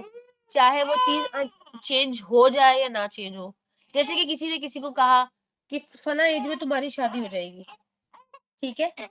اب فلاں ایج میں اگر آپ کی شادی ہو جائے گی اور آپ کی ہو بھی گئی، تو آپ نے کہا کہ میرے ایک بندے نے ایسے ایسے کہا تھا اور وہ ہو گئی، تو ٹھیک ہے، اس کا مطلب یہ نہیں کہ اس بندے نے ٹھیک کہا تھا اور جو اللہ تعالیٰ نے لکھ دیا بس اب ویسے ہی ہوگا۔ اللہ تعالیٰ چاہتے تو اس کی شادی اس ٹائم پہ نہیں ہوتی، اللہ سبحانہ تعالیٰ نے اپنی حکمت سے کوئی چیز چینج کر دی ہوتی، اور آپ اس پر یقین کر کے بیٹھ گئے۔ اس لیے آپ یاد رکھیے گا کہ میں خود بھی اپنی زندگی کے حوالے سے اکثر آپ لوگوں کو کوئی نہ کوئی اگزامپل دیتی رہتی ہوں، اور یہ کوئی میری زندگی کوئی بہت ہیپننگ زندگی نہیں ہے کہ جس کے اندر بڑا کچھ ہوا ہے تو میرے پاس اگزامپلس ہے۔ آپ سب کی زندگی ایسی ہی ہے، آپ کو غور کرنا ہے۔ میں نے بھی تبھی غور کیا ہوگا، یا ہو سکتا ہے ابھی بھی بہت سی ایسی چیزیں جس پہ میں نے غور نہیں کیا، لیکن جب جیسے اب یہ ریفرنس ہم کو مل رہا ہے تو اس طرح کے ریفرنسز ہم بھی اپنے بچپن سے، اپنی جوانی سے دیکھتے ہیں، سنتے ہیں، کسی اور کے واقعات سے ہم سنتے ہیں اور دیکھتے رہتے ہیں۔ کبھی آپ کو ملے گا کہ ہاں کسی نے ہاتھ دکھایا تھا، فلاں چیز یہ بتائی گئی تھی، وہ ہو گئی۔ اب کیا ہوگا؟ آپ بولیں گے اچھا فلاں بندے نے ہاتھ دکھایا تھا، اس کا مطلب ہے ہاتھ کی لکیروں میں کوئی نہ کوئی سچائی تو ہے۔ اب آپ اللہ کو چھوڑ کے اس سچائی پہ لگ گئے۔ اسی طرح سے کسی بندے نے کسی کی جادو، کسی کی نظر کے بارے میں بات کیا، نظر تو حق ہے، رسول اللہ صلی اللہ علیہ وسلم نے کہہ دیا کہ حق ہے، وہ تو ہوگی، وہ تو لگتی ہے اگر ہے کسی کی بری نظر، لیکن ساتھ یہ بھی بتا دیا کہ نظر کس کی لگتی ہے، بری نیت والے کی نظر لگ سکتی ہے اور اس شخص کو بھی نظر لگتی ہے جو کہ اللہ کے ذکر میں کمی کرتا ہے، ٹھیک ہے؟ تو اب بجائے اس کے ہم یہ بولیں گے کہ فلاں بندے کی نظر دیکھو نا بہت لگتی ہے۔ اگر آپ کو پتہ لگ گیا ہے کہ ایک بندے کی نظر لگتی ہے تو اب آپ اس کو کیا کر رہے ہیں؟ اس کو چیلنج کر کے رکھا ہوا ہے آپ نے، یا آپ نے اس کو ہمیشہ قیامت تک کے لیے آپ نے اس کو کہتے ہیں نا وہ جلاد بنا دی اس شخص کو کہ اب یہ جس کو دیکھے گا وہ ہو جائے، اس کو نظر ہو جائے گی۔ تو آپ نے کیا کرنا ہے، وہ طریقہ جو کہ رسول اللہ صلی اللہ علیہ وسلم نے بتایا ہوا ہے آپ نے وہ اپنانا ہے۔ آپ اپنے آپ کو پروٹیکٹ کریں اذکار کے ذریعے سے، نہ کہ ہاتھ دکھانے والوں کے اوپر ڈیپینڈ کرنا شروع کر دیں۔ تو آپ کا عقیدہ جو ہے ایسی چیزوں سے کمزور ہونا شروع ہو جاتا ہے۔ جب آپ کا عقیدہ کمزور ہوتا ہے وہیں پر شیطان جو ہے وہ اپنے وہ ہوتا ہے نا جو کیمپ اس نے وہ رات بھر کے لیے لگایا ہوتا ہے نا، وہ آپ سمجھ لیں کہ وہاں پر باقاعدہ گھر بنانا شروع کر دیتا ہے۔ وہ کہتا ہے اب میں نے ادھر ہی رہنا ہے، کیونکہ اس کا عقیدہ ہلنا شروع ہو گیا، اس کی بنیادیں میں نے ہلا دی ہیں۔ اور ہماری زندگی میں کئی دفعہ ایسے واقعات ہوتے ہیں جس سے ہماری بنیادیں ہل جاتی ہیں۔ اب ناعوذ باللہ، خدا نہ خواستہ، اللہ نہ کرے کسی کو بھی اللہ سبحانہ تعالیٰ ایسی کسی تکلیف سے نہ گزارے، کسی کو بھی، نہ دشمن کو، نہ کسی ایسے شخص کو جو بے شک ڈیزرو بھی کرتا ہو، کسی نے کچھ ایسے کام بھی، جیسے آپ کو پتہ ہے کچھ بیماری کیسی زندگی میں ہماری ہم دنیا میں دیکھتے ہیں کیسی کسی بیماری ہے، تو اللہ تعالیٰ سب کو بیماریوں سے بچائے، بڑے کو، چھوٹے کو، دشمن کو، ہمارے اپنوں کو، ہمیں بھی۔ لیکن جب کسی کی کوئی بیماری خدا نہ خواستہ کوئی ٹرمینل النس اگر ڈائگنوس ہوتی ہے تو کیا ہوتا ہے؟ پہلا ریئیکشن کیا ہوتا ہے؟ آپ کا فوراً سے ایمان بہت اسٹرانگ ہو جاتا ہے اللہ تعالیٰ کی ذات پر، یا ہل جاتے ہیں آپ تھوڑی دیر کے لیے؟ ہو سکتا ہے کچھ دنوں کے لیے ہل جائیں، ہو سکتا ہے کچھ مہینوں کے لیے بالکل ڈپریشن میں چلے جائیں گے، یا خدا نہ خواستہ آپ کو کہیں کوئی درد نکلا ہے اور آپ کو یہ ڈر ہو کہ پتہ نہیں شاید مجھے ہارٹ اٹیک آنے والا ہے، اس پورے ٹائم سپین میں جب تک کہ آپ کو پتہ لگے کہ نہیں یہ آپ کو ہارٹ اٹیک نہیں تھا، آپ کو پینک اٹیک ہو رہا تھا، سانس آپ کا اکھڑ رہا تھا، سانس لینے میں تکلیف ہو رہی تھی، گھبراہٹ ہو رہی تھی، اور دل کی دھڑکن تیز ہو رہی تھی، آپ کے چیسٹ میں درد ہو رہا تھا، یہ تمام سمپٹمز پینک اٹیک کے بھی ہوتے ہیں بائی دی وے۔ تو جب تک کہ آپ کو یہ لگے کہ نہیں نہیں نہیں مجھے تو ہارٹ اٹیک ہو رہا ہے، میں تو مرنے والا ہوں، میں ابھی مر جاؤں گا، اس پورے ٹائم میں آپ کا دھیان کہاں پہ ہوتا ہے؟ دو میں سے ایک چیز پہ، یا تو آپ کہتے ہیں یا اللہ میرے ساتھ کیوں، مجھے کیوں کیا ایسے، میں تو بہت خیال کرتا ہوں، یا میں تو آپ کی بہت سی چیزوں کا مطلب میں نے آپ کے کام کا خیال رکھتا ہوں یا اللہ۔ یا تو آپ اس سائڈ پہ آ جائیں گے، یا تو آپ ایک دم سے سب کچھ بھول کے، عقیدہ بھول کے، اپنا مذہب بھول کے، اپنا دین بھول کر آپ جو ہے پینک موڈ میں آ جائیں گے، میں تو مرنے والا ہوں، میری تو یہ حالت ہے، میرے ساتھ تو وہ ہو رہا ہے۔ اب اللہ سبحانہ تعالیٰ نے ہمارے لیے اس قسم کی چیزوں کے قریب جانا بھی ہمیں خود سے، ہم خود اپنی ذات پر اگر اس طرح کا ظلم کریں، ہمارے لیے ہمارے لیے منع ہے یہ۔ رسول اللہ صلی اللہ علیہ وسلم نے ہمیں منع کیا اس طرح کی کسی بھی خرافات میں پڑھنے کا۔ بیماری کا تو آپ کچھ نہیں کر سکتے، لیکن یہ جو خرافات جس کے بارے میں میں بیان کر رہی ہوں، یعنی کہ پامسٹری، ایسٹرولوجی، نیومرولوجی، یہ فی الحال تو اس کے بارے میں بات ہو رہی ہے، اور بھی بہت سی چیزیں ہیں جیسے کہ جادو، جنات، فلاں بندے نے میرے اوپر جن بھیج دیے۔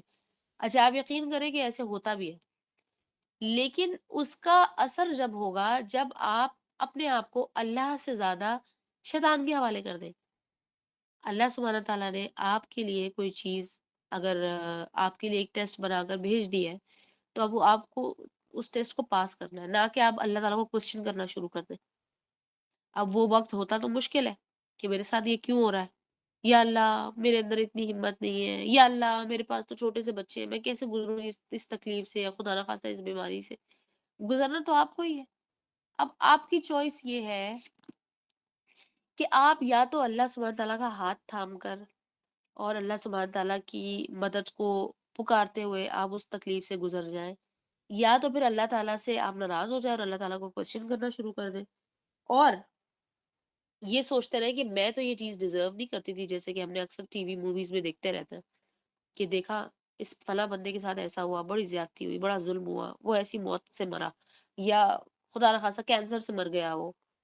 وہ یہ ڈیزرو نہیں کرتا تھا۔ بھئی آپ کو کیسے پتا وہ ڈیزرو کرتا تھا نہیں کرتا تھا، اور تمہیں کیا معلوم کہ اس کے بدلے اس کو اللہ نے کیا دیا ہو۔ ہم کیا کرتے ہیں، ہم ٹیسٹ کے لیے تیار نہیں ہوتے، اور جب ٹیسٹ آتا ہے، جو کہ آتے ہی رہیں گے، اللہ سبحانہ تعالیٰ نے تو قرآن میں ہمارے لیے کھلا کھلا کہہ دیا کہ ٹیسٹ تو آتے رہیں گے تمہارے لیے، لیکن ہم کیا کرتے ہیں، ہم نے پہلے سے ہی اپنے آپ کو اتنا کمزور رکھا ہوتا ہے کہ خدا نہ خواستہ کوئی چیز اگر ہمیں ہلا دے تو وہی والی بات ہے کہ اگر تیز ہوا چلے، تیز ہوا کا جھونکا چلے گا تو ہماری بنیادیں، ہمارے جو روٹس ہیں وہ اتنے سپرفیشل ہوتے ہیں کہ وہ جڑ سے اکھڑ جاتے ہیں۔ لیکن ایک مومن کا طریقہ یہ ہونا چاہیے کہ جب وہ عافیت کے حالات میں ہے، عافیت میں ہے، ہمارے اچھے حالات ہیں، میں خوش ہوں، میری صحت اچھی ہے، مالی حالات اچھے ہیں، گھر کے معاملات اچھے ہیں، سب سیٹ ہے، تو ان حالات میں ہمیں اللہ سے زیادہ قریب ہو جانا چاہیے، تاکہ جیسے ہی ڈراسٹک چینجز آئیں یا ایڈورس حالات آئیں، یعنی کہ ظاہر ہے آزمائش تو آئے گی چھوٹی بڑی، تو ہمارا عقیدہ اس عام دنوں میں بہتر ہوا تھا، جس کی وجہ سے ہماری ٹریننگ ہو گئی کہ خدا نہ خواستہ اب اگر میں ہلی بھی تو میں کم سے کم 20% ہلوں گی، 30% ہل جاؤں گی، خدا نہ خواستہ کوئی زیادہ سختی ہے، پورے کا پورا تو ہتے سے نہیں پڑ جاؤں گی نا۔ یہی وہ وجہ ہے کہ عافیت کی دعا جب ہم کرتے ہیں، رسول اللہ صلی اللہ علیہ وسلم نے فرمایا نا کہ سب سے تمہیں بہترین دعا یہ ہے کہ تم عافیت کی دعا کرو، تو جب آپ عافیت کی دعا کریں گے اللہ سے، آپ کا عقیدہ مضبوط ہوگا، وہ اسی لیے کیونکہ آپ خالی یہ نہیں کہ صرف دعا کرتے ہیں، آپ بیٹھے ہوئے ہیں پیر کے اوپر پیر رکھ کے، نہیں، اپنے دن گزار رہے ہیں، ایسا نہیں ہے، آپ اپنے عقیدے پر کام بھی کریں گے۔ اور جب ہم تفسیر القرآن پڑھتے ہیں، اب جیسے کہ ابھی ہم پڑھ رہے ہیں، ہم نے بات تو کچھ اور کی تھی، آیت کچھ اور تھی، لیکن یہاں پر ہمیں سمجھ میں کیا آیا، کیونکہ ہمیں اپنے ٹیک اویز بھی تو لینے ہیں نا قرآن سے، ہمیں یہ بھی تو دیکھنا ہے کہ آج کے دن ہمارے لیے کیا ہے، آج کے دور میں ہمارے لیے اس کے اندر کیا، ابھی اس آیت میں کیا بات ہوئی ہے، اسی طرح سے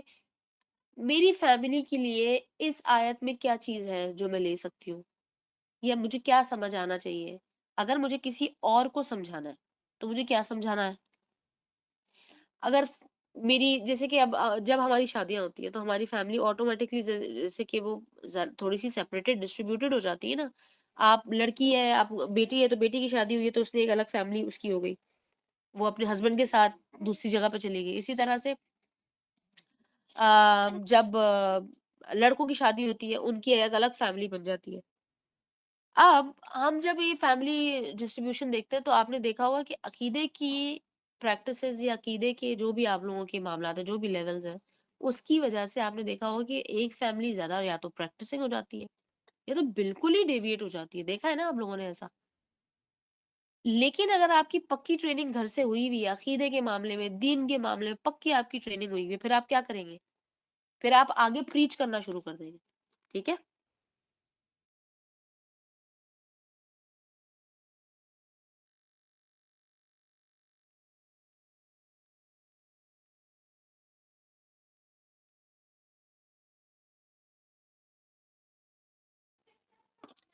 اچھا جی، تو ہمارے لیے ٹیک اوے یہ تھا، یہ ٹیک اوے ابھی اس کے اندر یہ ہے، یہ چند آیتیں ہم نے ابھی پڑھی ہیں،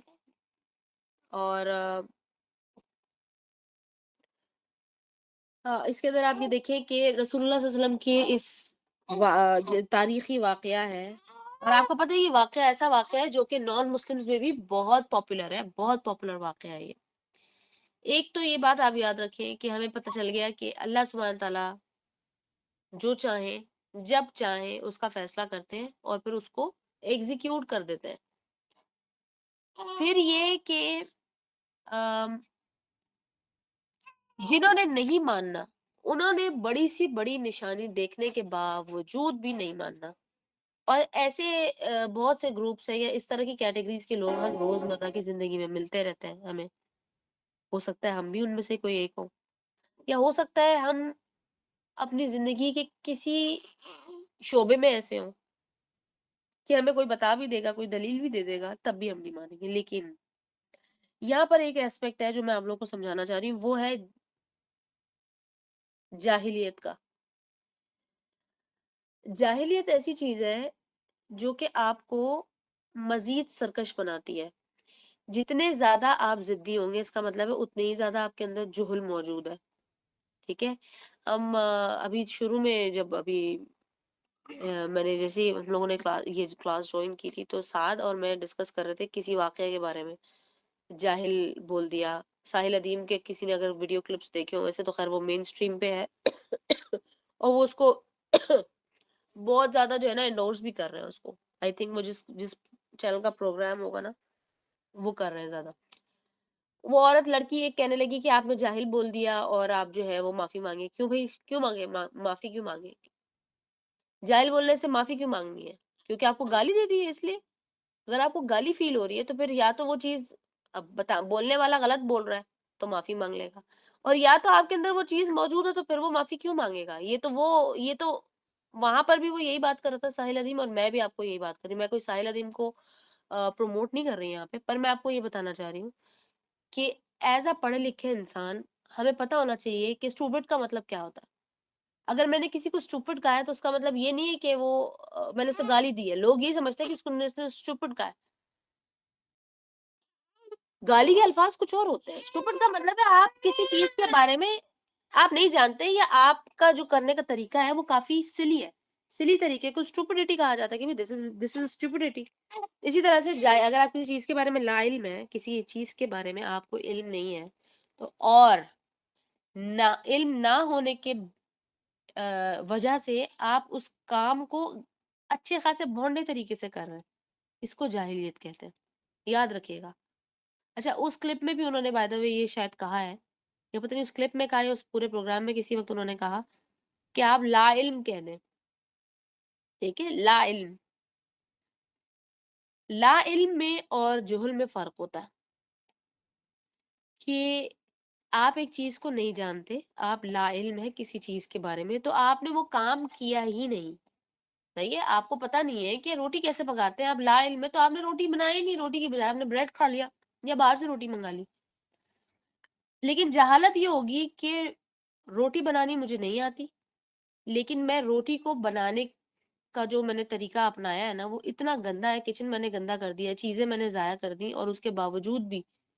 میں نے بنا نہیں سکی. تو یہ کیا ہے؟ یہ جہالت ہے نا, اس کو کہتے ہیں جاہلیت. یہ چھوٹی سی اگزامپل میں نے کوشش کی ہے دینے کی آپ کو, یہ جاہلیت ہے. اور لا علم بندہ کیا کرے گا کہ I don't know about it, so let's do it the other way. ٹھیک ہے, ہم کام یہ کر لیں گے یا ٹارگٹ یہ اچیو کوشش کریں گے کر لیں,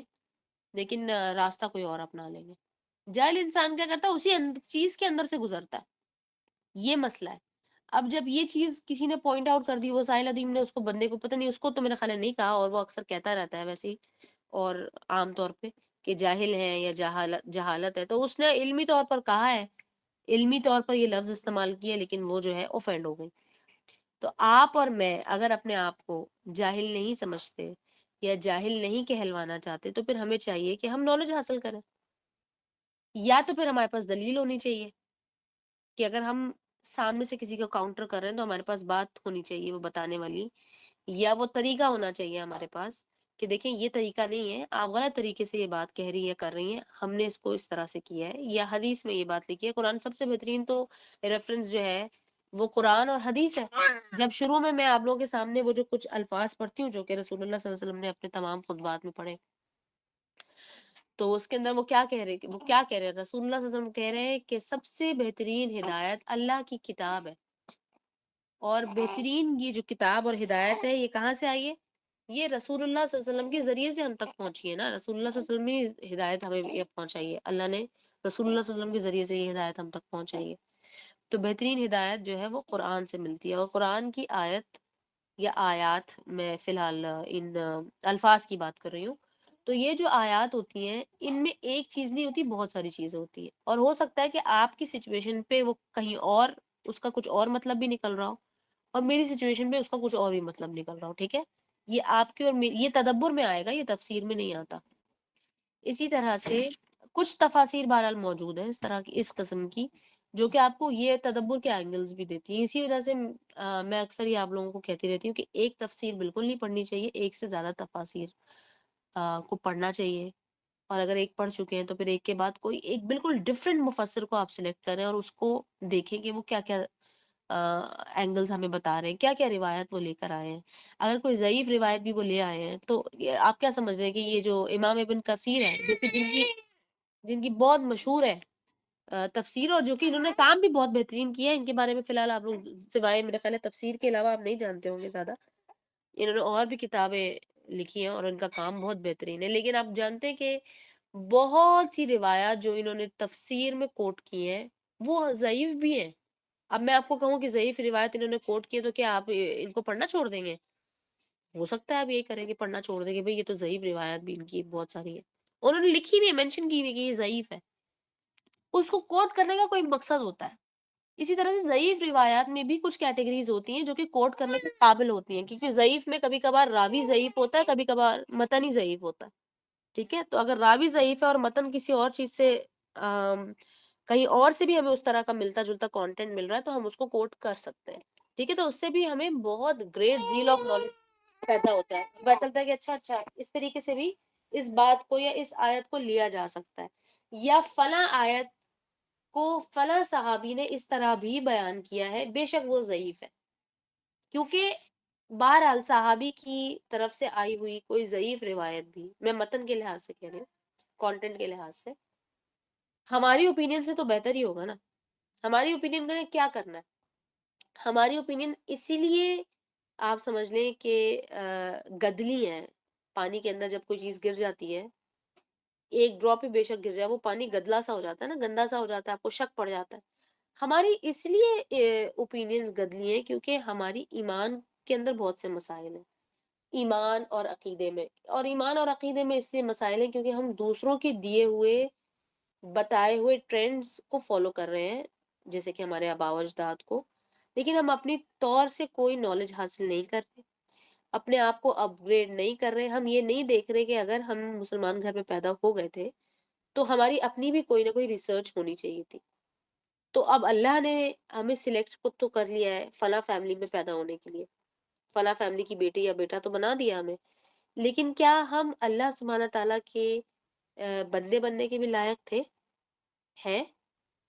یہ ہمیں یا تو اپنے لیے سوچنا چاہیے یا تو پھر ہمیں یہ ثابت کرنا چاہیے۔ اچھا اب آپ کو لگتا ہے کہ بھئی آپ کے اندر یہ طاقت نہیں ہے کہ آپ اللہ کو ثابت کر سکیں گے، تو آپ کم سے کم اللہ سے دعا تو کر سکتے ہیں کہ یا اللہ میں چاہتا ہوں کہ آپ مجھے اپنے بندوں میں سے چن لیں، پھر یہی وہ بندے ہیں جس کے بارے میں رسول اللہ صلی اللہ علیہ وسلم نے فرمایا کہ دنیا میں اللہ کے چنندہ بندے ہیں، چنندہ بندے یعنی کہ چنے ہوئے خاص بندے ہیں، اور ایک خاص اسپیشل گروپ آف پیپل ہے جو کہ اللہ کے خاص بندے اسپیشل گروپ ہے۔ تو صحابہ نے بیان کیا، صحابہ نے سوال کیا یا رسول اللہ کون سے بندے ہیں، کون سا گروپ ہے، کون سے اتنے اسپیشل لوگ ہیں وہ؟ تو رسول اللہ صلی اللہ علیہ وسلم فرماتے ہیں کہ یہ وہ لوگ ہیں جو کہ قرآن کے لوگ ہیں، اہل القرآن ہیں یہ۔ اب اہل القرآن کون ہے؟ رسول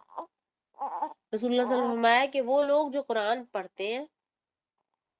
اس کو سمجھتے ہیں، اس پر عمل کرتے ہیں، اس کو آگے پہنچاتے ہیں اور اس کو سکھاتے ہیں، اس پر غور اور فکر کرتے ہیں، تو یہ ہے وہ اسپیشل لوگ۔ جب آپ اللہ سے دعا کرتے ہیں تو پھر اللہ سبحانہ تعالیٰ آپ کو اس قسم کی کوئی اپرچونٹی دیتے ہیں، ٹھیک ہے؟ اور یہ ایسا نہیں ہوتا کہ صرف دعا کرنے سے مل رہی ہے، ہو سکتا ہے آپ نے دعا نہیں کی، آپ کے لیے کسی اور نے دعا کی ہو، آپ کے ماں باپ، دادا دادی، خالہ، بہن بھائی، کوئی ہو سکتا ہے، آپ کے شوہر ہو سکتا ہے آپ کے انہوں نے دعا کی ہو آپ کے لیے، ہو سکتا ہے بیوی نے شوہر کے لیے دعا کی ہو، اس کی وجہ سے بھی یہ ہوتا ہے، لیکن اس چیز کو سسٹین کرنا، اس کے اندر رہنا، یہ ہمارے ہاتھ میں ہو سکتا ہے، یہ ہماری حرکتوں پر ڈیپینڈ کرتا ہے کہ ہم نے اس چیز کو کتنا زیادہ فالو کیا۔ ایک منٹ پلیز۔